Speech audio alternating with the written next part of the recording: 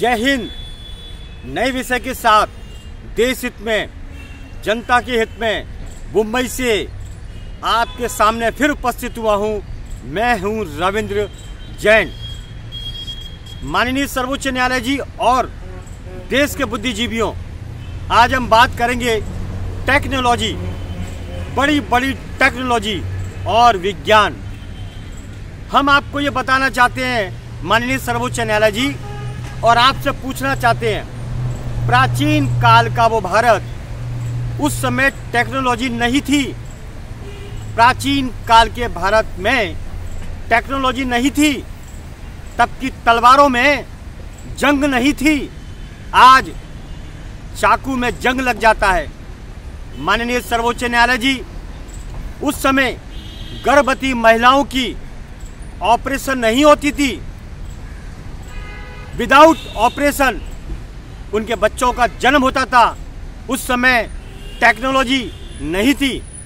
माननीय, प्राचीन भारत में चश्मे नहीं हुआ करते थे, क्योंकि उस समय टेक्नोलॉजी नहीं थी। माननीय, प्राचीन भारत की किले, बिल्डिंगें, इमारतें और महल जो हजारों साल से आज भी टिकी हुई है, क्योंकि उस समय टेक्नोलॉजी नहीं थी। माननीय, एक से एक प्राचीन मंदिर, एक से एक प्राचीन आयुर्वेदिक औषधियों के भंडार उस समय मौजूद थे, क्योंकि टेक्नोलॉजी नहीं थी। माननीय, उस समय कंप्यूटर नहीं थे, लाइट नहीं थी और कोई पढ़ाई की बड़ी व्यवस्था नहीं थी, लेकिन लोग उंगलियों पर करोड़ों के हिसाब करते थे, क्योंकि उस समय टेक्नोलॉजी नहीं थी।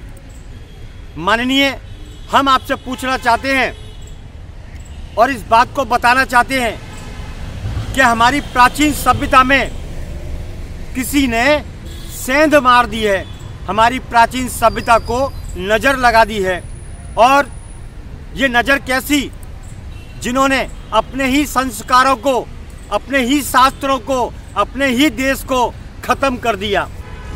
वो लोग कोई और नहीं, हमारे भारत के भ्रष्ट 99% दलाल नेता और भारत के प्रति नफरत पैदा करने वाले लोग शामिल हैं। माननीय, उस समय जहाज़ों की व्यवस्था नहीं थी, क्योंकि टेक्नोलॉजी नहीं थी, लेकिन उड़न खटोले थे। माननीय, उड़न खटोले थे। माननीय, इतिहास पढ़ा जाए, शास्त्र पढ़े जाएंगे तो लोगों को इस बारे में जानकारी होगी। लोग बीमार नहीं थे। माननीय, लोग बीमार नहीं पड़ते थे। शुद्ध खाना था, आयुर्वेदिक दवाइयाँ थीं, जड़ी बूटियाँ, जैसे पेड़ पौधे आपके पीछे दिखाई दे रहे हैं, इन पेड़ पौधों में दवाइयाँ थीं, लेकिन उस समय टेक्नोलॉजी नहीं थी। आज इंजेक्शन ठोक ठोक के, दवाई दे दे के, अंग्रेजों की काली करतूत आपस में मिल करके, दलाली करके इन हिंदुस्तानियों ने हमें डोज दे दे के, कभी कोरोना के नाम पर, कभी कोविड के नाम पर, कभी किसके नाम पर आदमी को बेकार कर दिया, खोखला कर दिया, दिमाग से पैदल कर दिया। माननीय, ये बड़ा गंभीर विषय है कि भारत से आयुर्वेदिक को खत्म करने का ये षड्यंत्र पश्चिम सभ्यता का है, और इसमें हमारे भारत के दलाल और कमजोर नेता, जो कि हिंदुस्तान की औलाद नहीं हो सकते, उनका पूरा 100% हाथ है। माननीय, अपनी अय्याशी के लिए इन नेताओं ने भारत की संस्कृति को खत्म कर दिया, भारत के शास्त्र और पुराणों को खत्म कर दिया, भारत की प्राचीन नस्ल को, जो आयुर्वेद से बड़ी परिपूर्ण थी, मजबूत थी, फौलाद थी, उसको खत्म कर दिया। माननीय, आप इसी चीज से अंदाजा लगाइए, उन तलवारों में जंग नहीं थी, आज चाकुओं में जंग लगी है। उन किलों में एक छेद नहीं हुआ आज तक, लेकिन आज सड़क बनती है, कल टूट जाती है, आज बिल्डिंग बनती है, कल चटक जाती है। इसी बात से माननीय, आप अंदाज लगा लीजिए कि हमारे देश के नेता कितने बड़े दलाल हैं, कितने बड़े हैवान हैं, कितने बड़े राक्षस हैं, जो देश हित की बात करते हैं, तिरंगे की सौगंध खाते हैं, लेकिन सिस्टम नीचे से ऊपर तक सड़ चुका है। सही बोलने वाले को दबा देते हैं, मार देते हैं, काट देते हैं, निपटा देते हैं। ये कायर खून की औलाद है, इसलिए ऐसा करते हैं। माननीय, आपको संज्ञान लेना पड़ेगा। अगर इस तरह आवाज़ों को दबाया गया तो देश फिर से गुलाम होगा, मटिया मेट होगा। ये 100% सच है।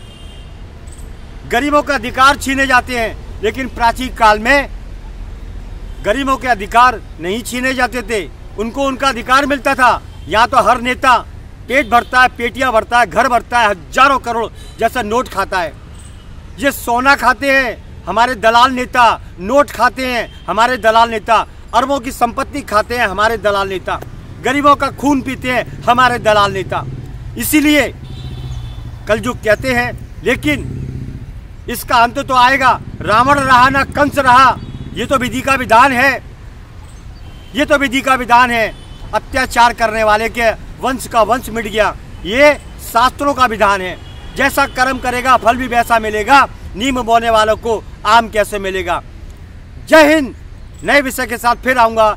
रविंद्र जैन आपके सामने मुंबई से उपस्थित रहूँगा, आपके सामने फिर दोबारा आऊँगा। जय हिंद।